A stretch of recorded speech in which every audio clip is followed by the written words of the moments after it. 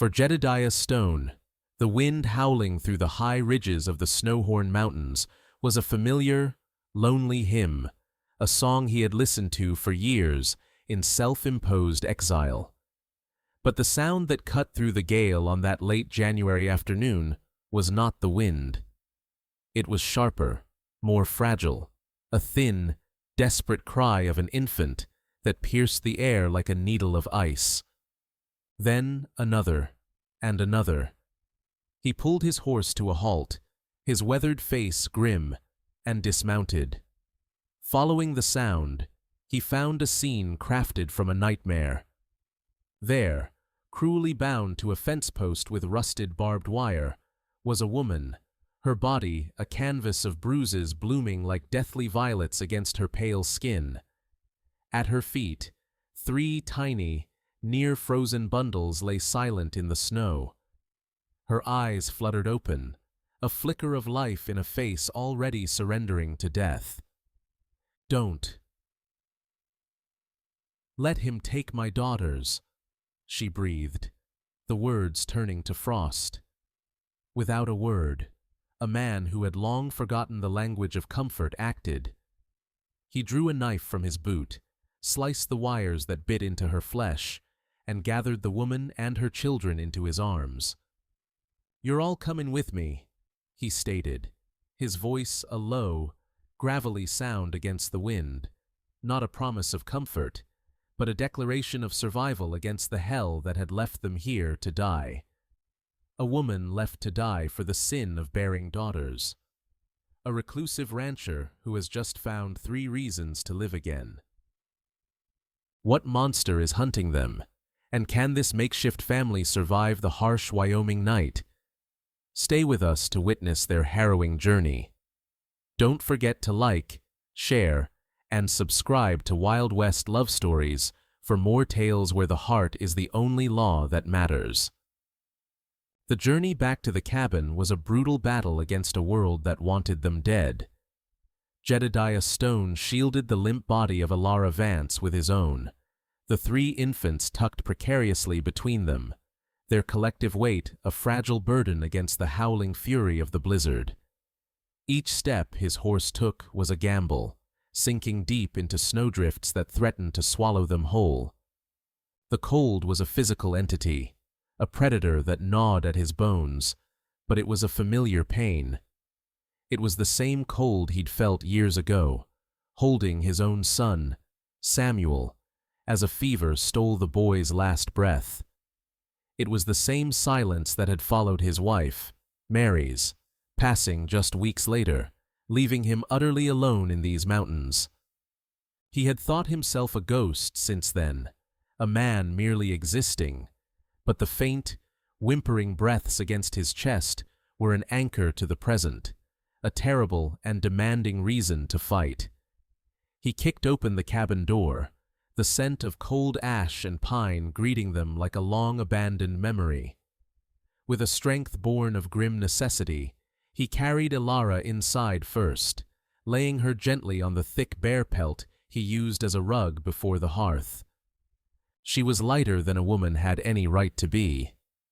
Then came the babies, one by one, their tiny forms almost lost in his calloused hands.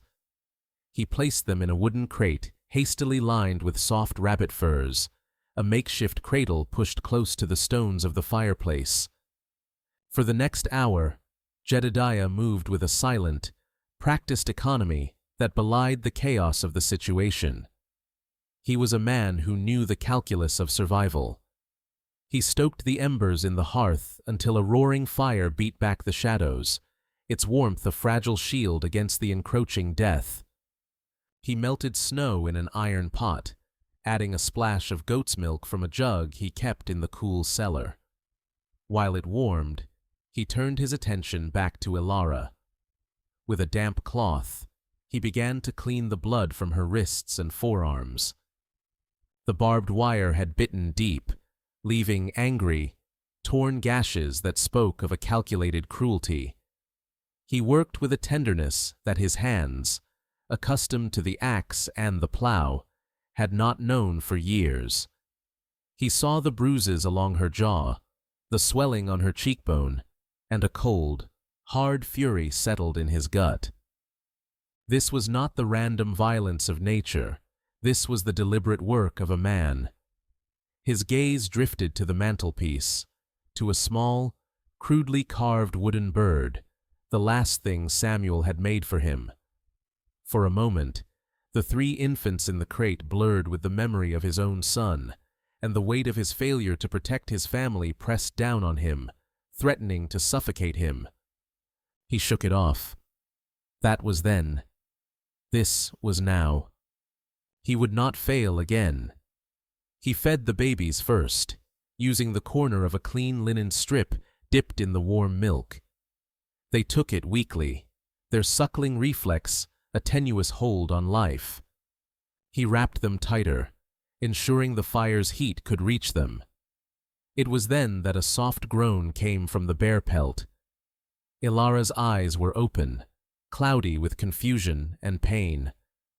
Her gaze darted wildly around the unfamiliar room before settling on the sight of her children, safe and warm by the fire. A single tear traced a path through the grime on her cheek. My girls," she whispered, her voice a dry rasp. Jedediah moved to her side, kneeling. "They're warm," he said, his voice low and steady. "They're alive. You're safe here." She stared at him, at his weathered face, his beard dusted with snow, and the unfamiliar kindness in his eyes. It took her a long moment to process the words, to believe them. "Who?" She started. "Jedediah Stone," he supplied simply.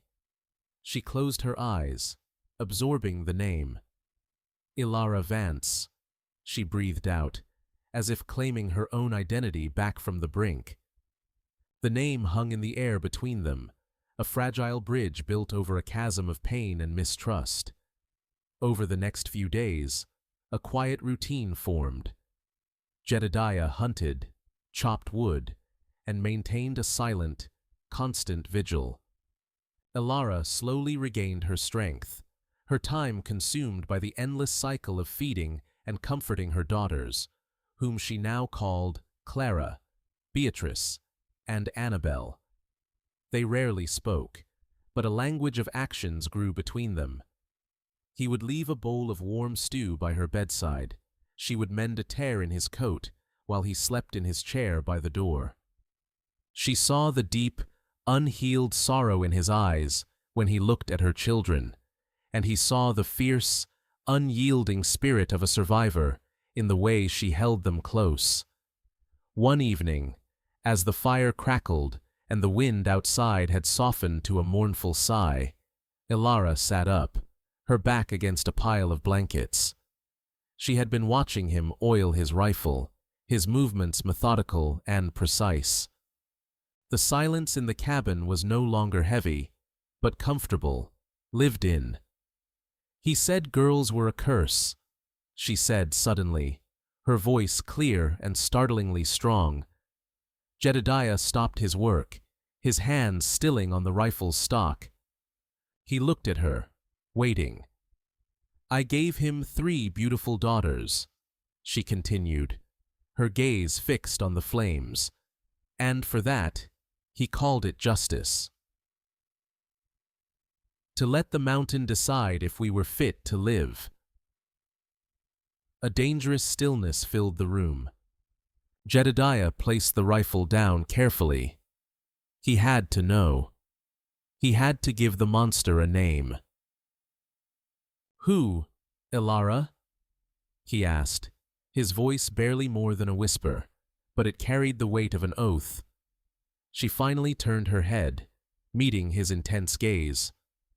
The fear was still there, deep in her eyes, but it was now overlaid with a cold, hard resolve. "My husband," she said, the words sharp as broken glass. "A man who owns half the valley and believes he owns the world. Cormac Blackwood."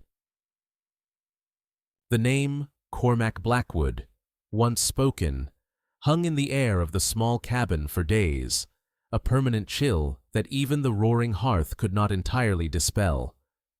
The storm outside had passed, leaving the world buried under a blanket of pristine, silent white. Inside, a fragile rhythm of life began to take hold. The first week was a blur of healing and exhaustion.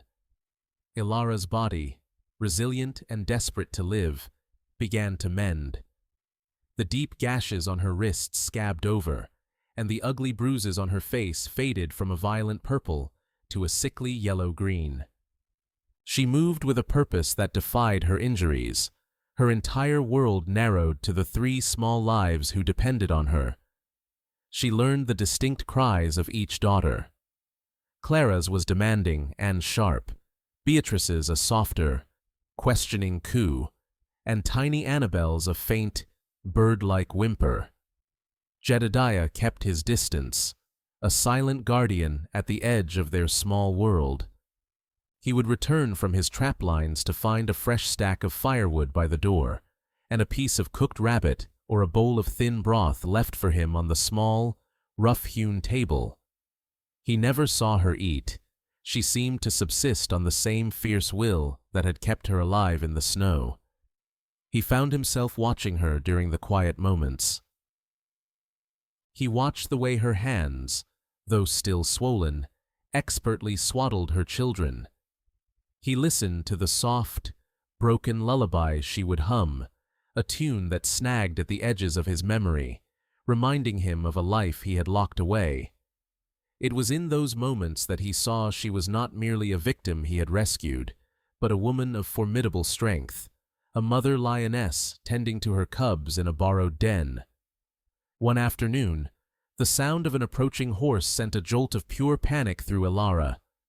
She snatched a heavy iron poker from the hearth, her body instantly tense, her eyes darting to the door. Jedediah simply placed a hand up, a gesture to wait, and stepped outside.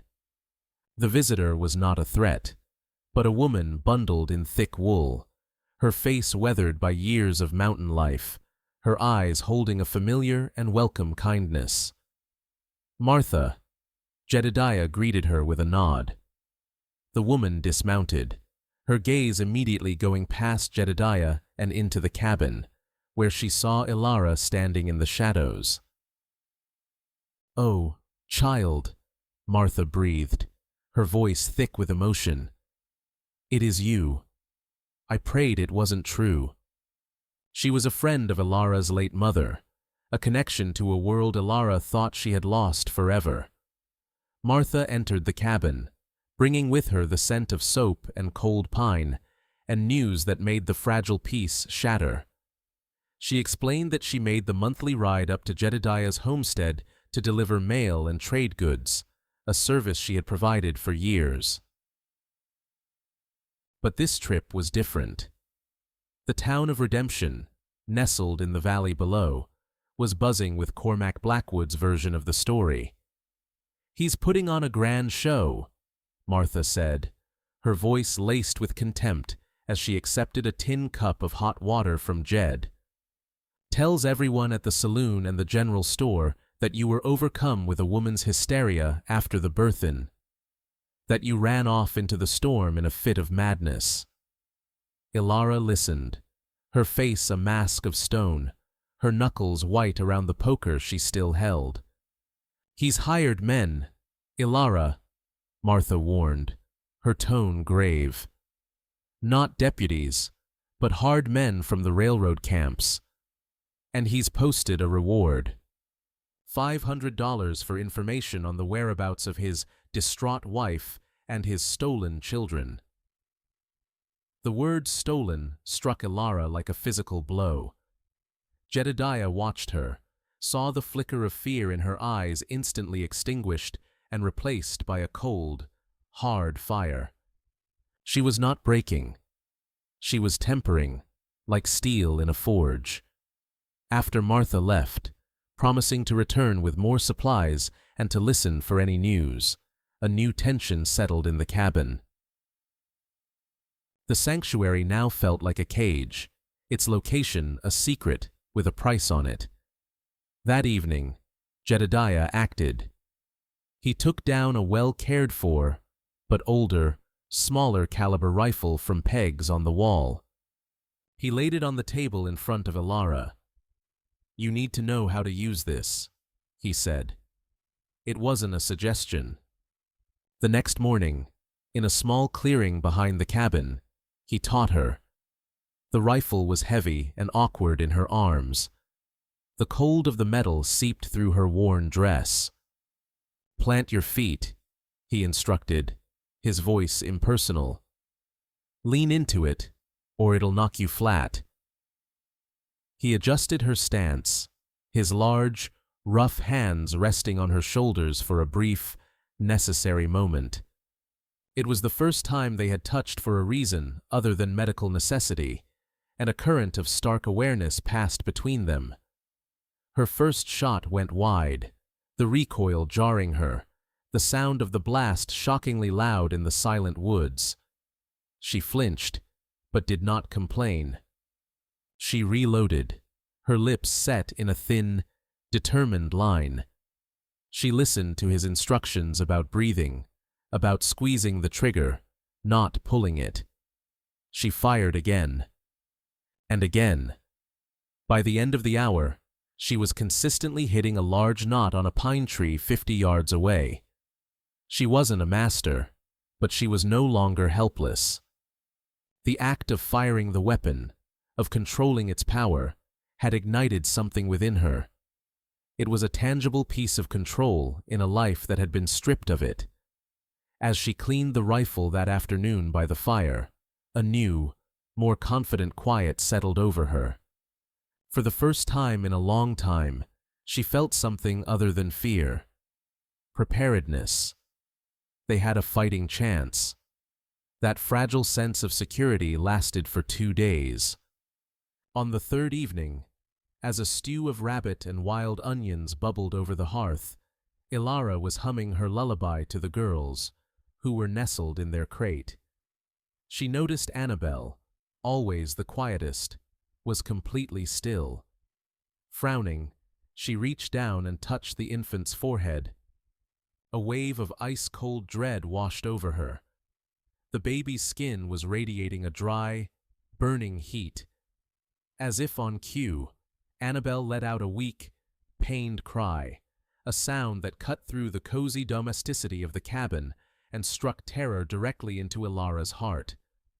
She looked up at Jedediah, her eyes wide with a fresh panic he had not seen before. This was not Cormac Blackwood. This was not a man she could shoot. This was a fever, an invisible enemy, and it was already inside their fortress, attacking the most vulnerable of them all. The fever was a thief in the night.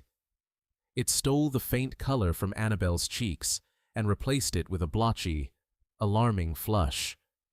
Her breathing grew shallow, each tiny inhalation punctuated by a rattling sound that clawed at Elara's soul. She had spent 2 days trying every remedy she knew, every trick her mother had ever taught her. Cool cloths, willow bark tea, prayers whispered until her throat was raw. Nothing worked. The fever held its ground, tightening its grip on her daughter's fragile life. On the third night, as a sliver of moon cast long, skeletal shadows across the snow, the breaking point came. Annabelle's cry was no longer a cry, but a weak, breathless gasp. Elara shot up from her vigil, her face a mask of primal terror. "We have to go," she said, her voice shaking but laced with steel. Jedediah, who had been watching from his chair, his own face carved with a familiar, haunted grief, shook his head. "Elara, the town is a trap. Blackwood's men will be everywhere. So we let her die here?" Elara shot back, her voice rising with hysteria and fury. "We sit here and watch this fever consume her because you're afraid?" The accusation struck him harder than a fist. Afraid? He had lived with fear as his only companion for 5 years. He was an expert in it. "I'm not afraid," he said, his voice dangerously low. "I'm realistic. We walk into redemption. We lose all 3 of them. And you—" "She is my daughter!" Elara cried, tears finally breaking free and streaming down her face. "I was tied to a post and left to die, and I fought. I will not sit here now and do nothing. I will walk to that town myself if I have to." He saw it then, the same unbending will that had refused to surrender to the blizzard. It was a force of nature, a mother's love made manifest, and it was a power he had not reckoned with since Mary. His resolve crumbled, not to her logic, but to her heart. He rose from his chair, the decision made. "Not by yourself," he said grimly. "Get your warmest cloak. We go now." His plan was desperate, a thread of possibility in a tapestry of risk. They would not take the horse into the valley. Its tracks would be a clear sign. They would travel on foot through the dense, less-traveled woods, using the gullies and ridges for cover. He would carry Annabelle, bundled tightly, while Elara would carry the rifle. The journey was a silent, frantic ordeal. Every snap of a frozen twig sounded like a gunshot. The hoot of an owl sent shivers of dread down their spines. The woods were not neutral. They were filled with the ghosts of their fears, with the imagined shapes of Cormac Blackwood's hired guns lurking behind every tree. Jedediah moved with the quiet confidence of a man who knew the land, his every step deliberate. He shielded the baby with his body, his warmth a fragile barrier against the biting wind. Elara followed close behind, the rifle clutched in her hands, her senses stretched to their absolute limit. After 2 agonizing hours, the faint lights of redemption appeared below them, a smear of yellow in the vast, dark wilderness. The town was a viper's nest. They could hear the raucous sound of a piano and drunken laughter spilling from the saloon. On the wall of the sheriff's office, a lantern illuminated a notice board, and even from a distance, Elara could imagine her name on a poster, branding her a madwoman. They circled the town, sticking to the deep shadows, and approached the small house at the far end of the main street from the back. Martha's house. Jedediah gave a soft, prearranged knock, 3 quick taps, a pause, then 2 more. The door creaked open, and Martha pulled them inside, her face etched with worry. The wait was torture. Martha, a hero in her own right, had slipped out into the night to fetch Dr. Albright, a man old enough to remember a time when a doctor's oath meant more than a rich man's gold. As they huddled in the small, lamplit kitchen, a figure moved down the street outside.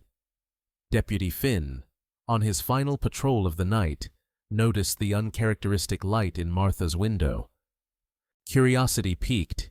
He moved closer, his hand resting on the butt of his pistol. He crept to the side of the house, peering through a gap in the curtains.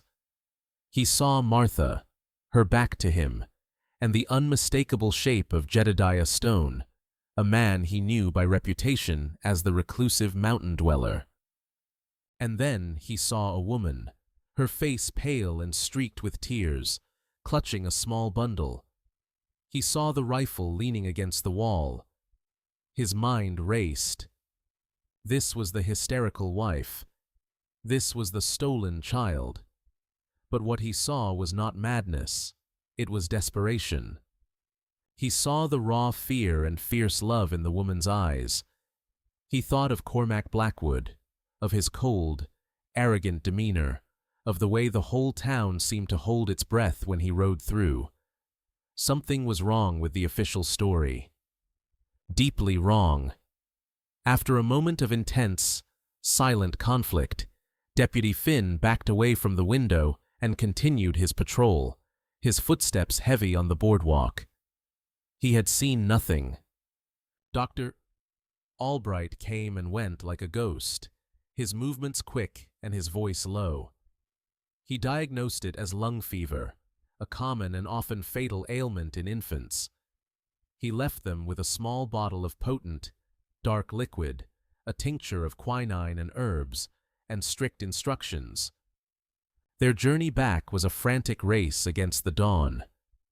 They pushed themselves to the breaking point, arriving at the cabin just as the eastern sky began to bleed with the first pale light of morning.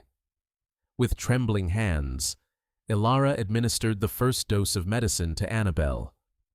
They watched, breathless, as after a long 10 minutes, the baby's rattling breaths seemed to quiet, to deepen into something closer to true sleep. The immediate danger had passed.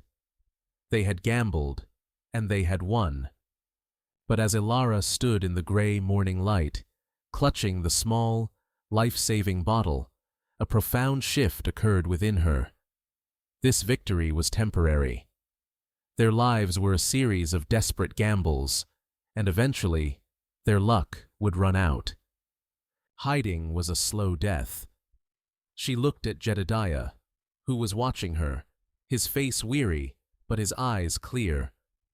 The fear in her was gone, burned away by the ordeal, and replaced with something cold, hard, and absolute. "He will never stop," she said, her voice steady and devoid of any tremor. "As long as we are hiding, we are prey. Hiding won't save them." She took a breath, her gaze locking with his. "Fighting will." Jedediah looked from her determined face to the crate where her 3 daughters slept. He saw the ghosts of his own family, of his own failure to fight a silent, invisible enemy. For 5 years, he had been hiding from his own life. Elara's courage was a beacon, showing him a way out of the darkness. He gave a single, slow, deliberate nod. "All right, Elara Vance," he said, the name a vow. "We fight." In that moment, the mission changed. They were no longer just surviving. They were preparing for war. The medicine from redemption worked its slow, potent magic. Annabelle's fever broke, and the healthy, pink hue returned to her cheeks. A fragile peace returned to the cabin, but it was a different kind of peace than before. It was the quiet of soldiers in a trench, a watchful, tense stillness charged with the knowledge that the enemy was coming. The trip to town had saved a life, but it had cost them their anonymity. They were no longer just hiding, they were being hunted. Jedediah spent his days fortifying their small fortress. He reinforced the door with a heavy iron crossbar he forged himself in the small smithy behind the cabin. He boarded up the smaller back window, leaving only narrow slits to see through and shoot from. He taught Elara how to reload her rifle quickly, how to clear a jam, his instructions clipped and precise. There was no gentleness in his tutelage now, only a grim urgency. Elara, for her part, became a master of their small domain. She learned the cabin's creaks and groans, the way the wind sounded different when it came from the north, signaling a new storm. Her focus on her daughters was absolute, but her awareness had expanded to include the entire mountainside. One afternoon, a week after their frantic journey, the sound they had been dreading arrived. A single horse, approaching slowly, deliberately. Jedediah moved to the door, rifle in hand, while Elara scooped the babies from their cradle, ready to move to the root cellar. But the man who emerged from the tree line was not one of Cormac's hired thugs. He was slender, well-dressed in a fine wool coat that was hopelessly out of place in the wilderness, and his face, though handsome, was pale with fear. Elara gasped. Elias. It was her younger brother. The confrontation at the door was fraught with tension. Jedediah stood like a granite wall, his eyes cold and unforgiving. "He's my brother," Elara insisted, her voice trembling. Reluctantly, Jedediah stepped aside, though his hand never left his rifle. Elias stumbled inside, bringing with him the scent of the valley, of money, cologne, and a deep, pervasive fear. He refused to look Jedediah in the eye, focusing only on his sister. "Elara, thank God," he stammered. "I've been searching for you. Cormac is worried." The lie was so blatant it was almost comical. "He is not worried. He is furious," Elara countered, her voice devoid of warmth. After a tense silence, Elias delivered his message, the real reason for his journey. He explained that Cormac knew she was somewhere on this mountain. He was prepared to lay siege, to burn the forest down if he had to. But he was offering a way out. A bargain, Elias called it. Cormac would take her back. He would publicly forgive her episode. She could return to the big house, to a life of comfort. The price was simple. She would give him the girls. "He says they carry his name. They are his blood," Elias explained, reciting the words as if he'd practiced them. "He will raise them. You will not be their mother, but you will be safe." Elara stared at her brother, a wave of nausea and incandescent rage washing over her. The offer wasn't just cruel, it was a masterstroke of psychological torture, designed to utterly annihilate her identity and spirit. "Get out!" she whispered, her voice shaking with fury. Jedediah stepped forward. "You heard her." But Elias, desperate, grabbed her arm. "You don't understand. This is the only way. He will kill this man. He will take the girls anyway, and he will drag you back. This is mercy. Elara." The scene created a subtle but dangerous rift. Jedediah saw only an enemy envoy, a snake sent by Blackwood. Elara, despite her anger, saw the terrified boy she had grown up with, a brother trapped in a gilded cage. Later that night, the tension was a thick, suffocating blanket. Elias was given a bedroll by the cold side of the cabin, and a heavy, wounded silence fell between Elara and Jedediah. He saw the conflict in her eyes, the toxic pull of family loyalty. He knew then that for their plan to work, for their trust to be absolute, he had to give her the one thing he had never given anyone: the key to his own locked-away soul. He found her standing by the window, staring out at the two small, snow-covered mounds on the hill behind the cabin. "I put them up there," he began, his voice rough with disuse, "so I'd see them every morning, so I'd never forget." Elara turned, her face awash in moonlight. He told her everything. He spoke of his wife, Mary, of her laughter that used to fill the cabin, of the way she could make wildflowers grow in the rocky soil. He spoke of his son, Samuel, a boy with a wild imagination who wanted to be an explorer. Then he spoke of the diphtheria that had swept through their valley like a phantom, silent and lethal. He described his own helplessness, watching his son struggle for breath, his strong hands useless against an enemy he could not see or fight. The worst part, he confessed, his voice cracking, was what came after. In his grief over Samuel, he had withdrawn from Mary. He had been a shell, a ghost in his own home while she wasted away, her own heart broken by loss and loneliness. "I wasn't there for her, Elara," he admitted, the words tasting like ash. She died, and I wasn't even holding her hand.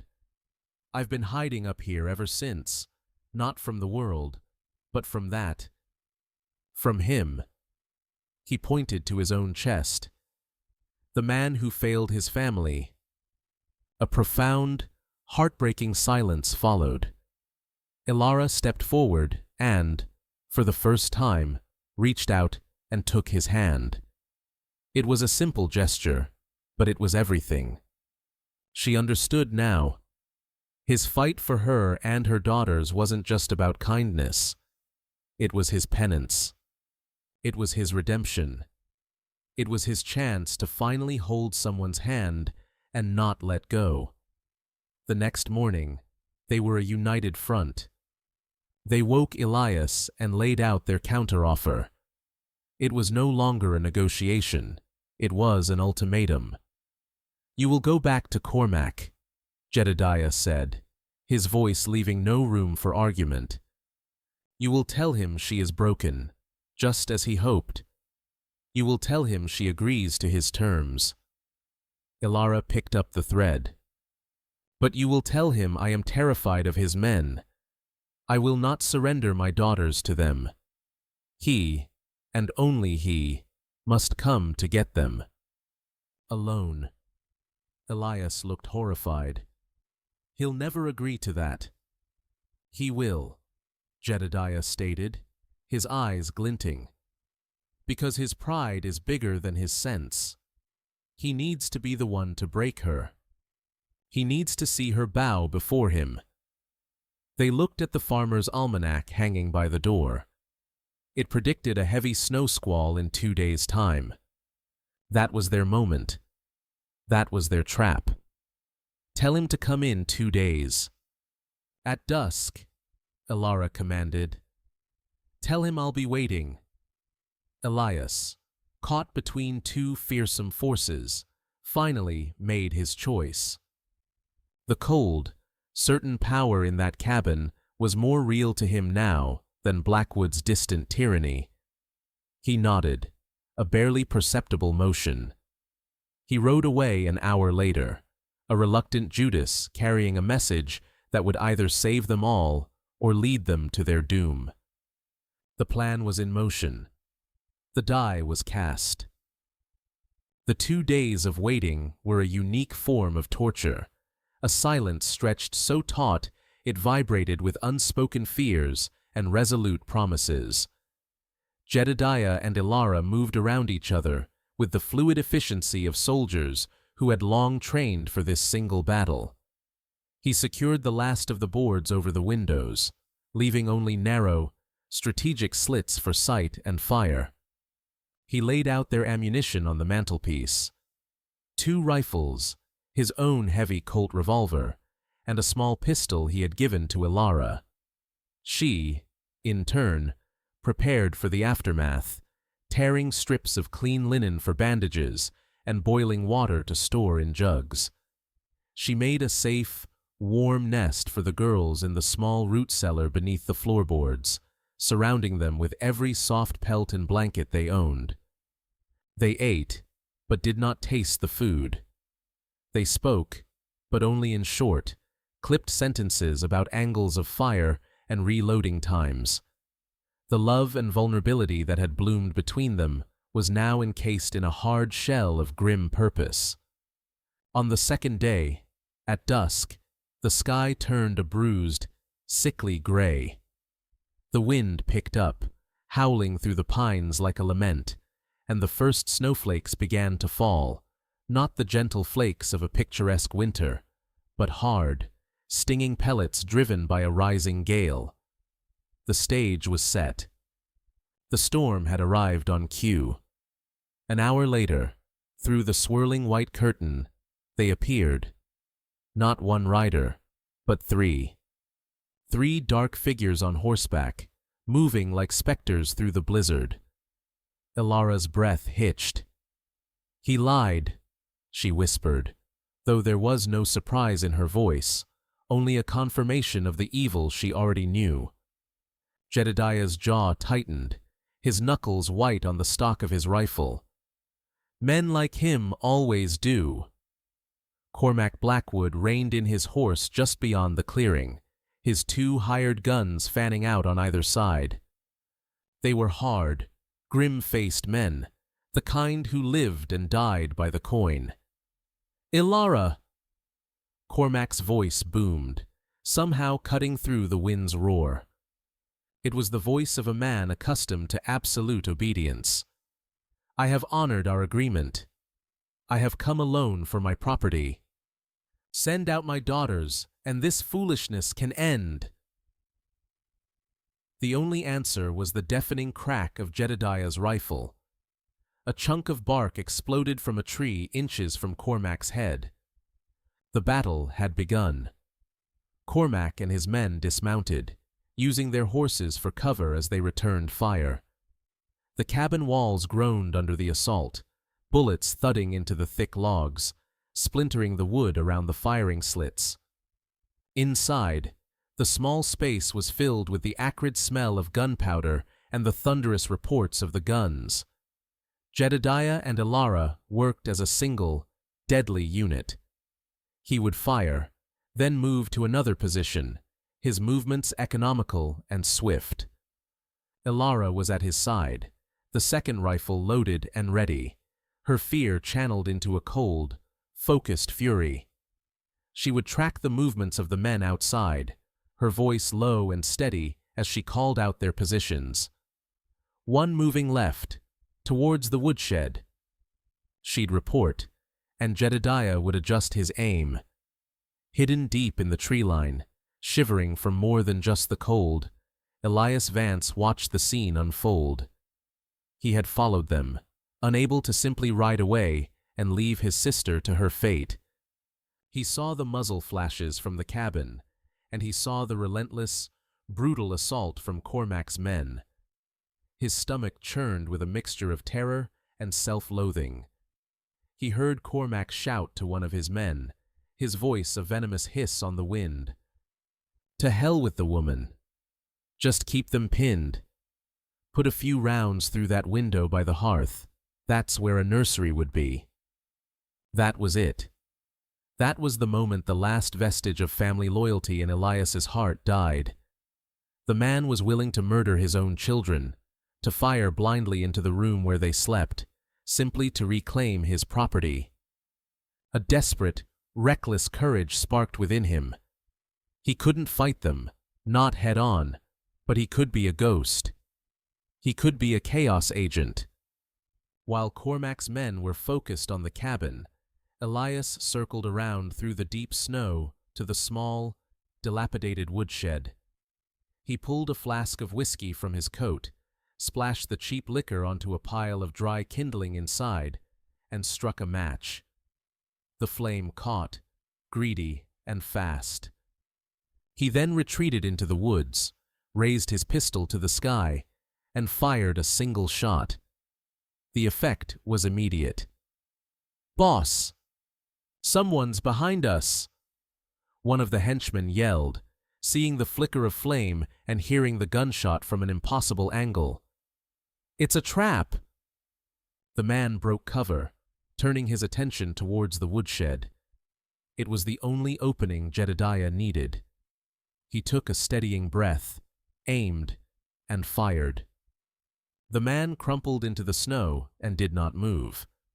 Enraged at losing one of his men and the sudden turn of events, Cormac made his decision. "Forget flanking!" He roared to his remaining man. "We go through the door! Now!" They charged, 2 bodies against the reinforced door, their combined weight a battering ram. The iron crossbar groaned, the wood splintered. Jedediah fired at the second man through a slit, hitting him in the leg, but it wasn't enough to stop the momentum. With a final, sickening crack, the door burst inwards, and Cormac Blackwood stormed into his own personal hell. He saw the second henchman fall as Jedediah shot him from the side. Now it was just him. He raised his pistol to fire at Jedediah, but Jed was already lunging, grabbing the gun and forcing it upwards. The two men crashed to the floor, a tangle of desperate, brutal violence. Cormac was powerful, his rage giving him strength, and he managed to pull a long hunting knife from his belt. He slashed upwards, catching Jedediah's arm, and a line of crimson bloomed on his sleeve. He pinned Jed to the floor, the knife raised for a final, fatal blow. At that exact moment, the ruined doorway was filled with two new figures, a lantern held high, casting the brutal scene in stark relief. Blackwood. A voice of absolute authority boomed. "Drop the knife!" Sheriff Cole stood there, his shotgun leveled, with a pale but resolute Deputy Finn at his side, his rifle aimed squarely at Cormac's chest. For a moment, Cormac froze, cornered and defeated. But his evil was a cornered rat's evil. In a final, despicable act, he released Jedediah and lunged for Elara, grabbing her by the hair, intending to use her as a human shield. But he was not grabbing the terrified, submissive wife he had beaten and discarded. He was grabbing a survivor, a warrior. With a guttural scream of pure rage, Elara swung the heavy cast-iron skillet she had armed herself with. The sound of metal hitting bone was sickeningly loud. Cormac staggered back, his eyes wide with disbelief, a dark bruise already forming on his temple. He stumbled directly into the waiting arms of Sheriff Cole, who slammed manacles onto his wrists. The fight was over. Jedediah pushed himself up, his arm bleeding freely, but his eyes blazing with triumph. Elara stood panting, the skillet still in her hand, her body shaking, but her spirit unbroken. From the cellar, the sound of 3 babies crying rose up, a defiant, piercing chorus of life in the face of death. Outside, the blizzard, as if its purpose had been served, finally began to wane. The aftermath of the battle was a strange, hollow silence, punctuated only by the dying howl of the wind and the whimpering cries of the infants from the cellar. Sheriff Cole and Deputy Finn led a dazed and shackled Cormac Blackwood out into the dawn, his reign of terror ending not with a bang, but with the quiet click of iron manacles. The bodies of his men were taken away, their dark presence erased from the snowy landscape. Inside, the cabin was a scene of controlled chaos. The door hung in splinters from a single hinge, and the floor was a mess of spent cartridges and shattered wood. Jedediah sat heavily in his chair, his face pale from blood loss, as Elara carefully stitched the gash on his arm with a needle and thread. Her hands did not tremble. They had faced the devil and won, and the ordeal had burned away all but the essential parts of them. They worked in silence, a deep, bone-weary exhaustion settling over them. When the last stitch was in place and the bandage was tied, she simply rested her hand on his shoulder. He covered her hand with his own. No words were needed. In that single, shared touch, a new world was born. The winter thawed, and with it, the last vestiges of fear in their hearts. The snow melted away in streams, revealing the dark, fertile earth beneath. The pines began to drip with sap, and the first hardy wildflowers pushed their way through the frost. It was a season of rebirth, inside the cabin and out. One afternoon in late spring, Sheriff Cole made the ride up the mountain again. He came not as a lawman, but as a friend. He brought news. Cormac Blackwood, faced with the damning and corroborating testimonies of Deputy Finn, Dr. Albright, and a guilt-ridden Elara Vance, had been convicted. His wealth and influence had been no match for the truth. He was to be sent to a federal penitentiary in the East, a place from which he would never return. Your brother's testimony was the key, Cole told Elara gently. The boy found his courage. He left town a week ago, said he was heading west to start over, to be a better man than he'd been. The sheriff handed her a packet of official documents. Her marriage to Blackwood had been annulled by a circuit judge on grounds of cruelty and abandonment. She was a free woman, in name and in law. The final chain to her past had been broken. With the threat gone forever, the real work began. The work of building a life, not just surviving one. The first thing they did together was tear down the broken, violated door. Jedediah felled a mighty oak from the woods, and over the course of a week, he taught Elara how to hew the logs, to plane the wood smooth, to fit them together. They built a new door, thick and strong, with a heavy iron lock that Jedediah forged himself. It was not a barrier to keep the world out, but a symbol of the security and strength they had built together. They did not stop there. They tore out the boarded-up back window and replaced it with a larger one, letting the bright afternoon sun flood the cabin, chasing away the last of the old shadows. Jedediah cleared a patch of land near the cabin, turning over the rocky soil with a strength that seemed to draw from the mountain itself. Elara, with the girls gurgling happily on a blanket nearby, planted a garden. Potatoes, carrots, beans, and herbs, small promises of life and sustenance. The cabin was no longer just his shelter or her refuge. It was becoming their home, every nail and every seed a testament to their shared future. As the girls grew, so did Jedediah's heart. He, who had been a ghost haunted by the memory of a lost child, found himself slowly, cautiously, becoming a father again. At first, it was awkward. He would watch from a distance as Elara cared for them. Then, one day, Clara began to crawl, her determined path leading her straight to his boots. He froze, unsure what to do. He reached down, and she trustingly wrapped her tiny hand around his calloused finger. A dam broke inside him.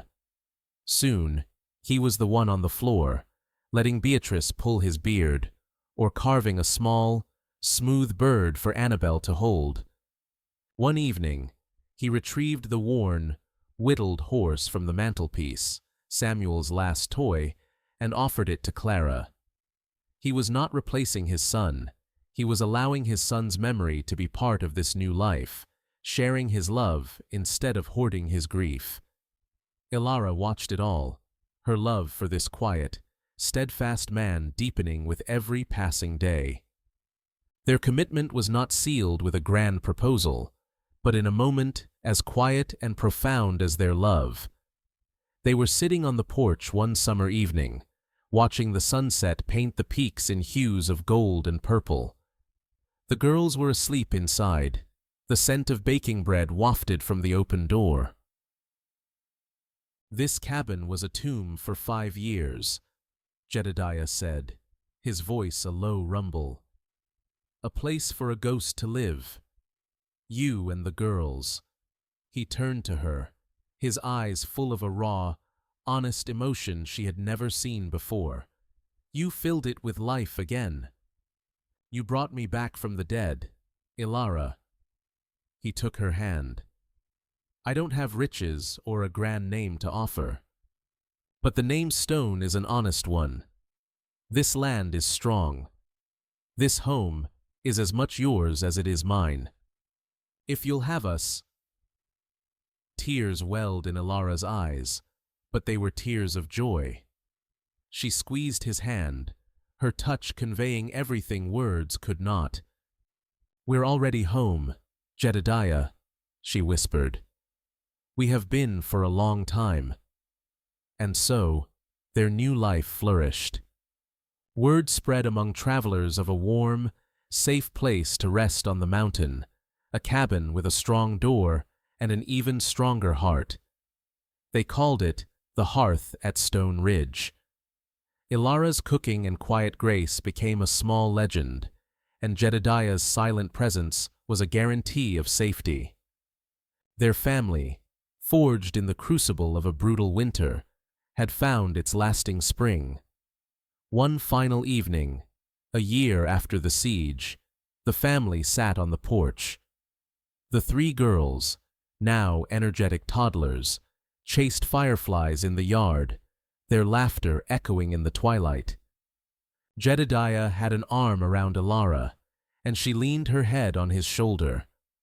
They watched their daughters, their legacy, running wild and free under a canopy of stars.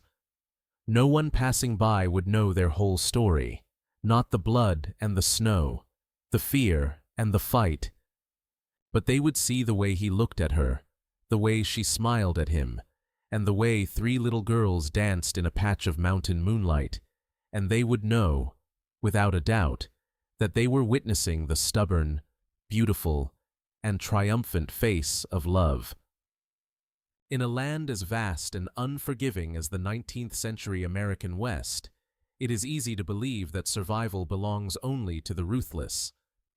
But the story of Jedediah Stone and Elara Vance proves that the most powerful force on the frontier is not cruelty, but compassion. Theirs is a testament to the fact that a family is not defined by the blood you share, but by the hands you choose to hold in the dark. From the heart of a Wyoming blizzard, a man imprisoned by his past found his redemption not in vengeance, but in protecting a future for three innocent girls.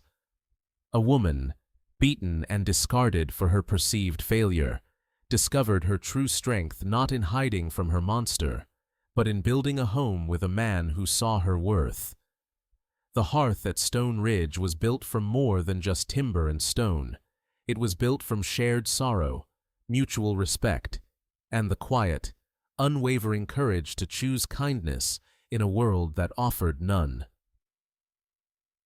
Their story reminds us that the greatest legacy is not a name carved on a headstone, but the warmth of a fire in a home where all are welcome, and the sound of children's laughter in a garden planted with hope. Thank you for riding with us through this unforgettable journey of survival, sacrifice, and love. If the story of Jedediah and Elara moved you and reminded you that even in the coldest of places, the warmest fires can burn, please show your support by liking this video and sharing it with someone who loves a true story of the heart. Subscribe to Wild West Love Stories and tap the notification bell so you never miss a tale from the frontier. We would love to read your thoughts in the comments below. What moment in this story will stay with you the longest? Thank you for being a part of our community. Until the next story, ride safe.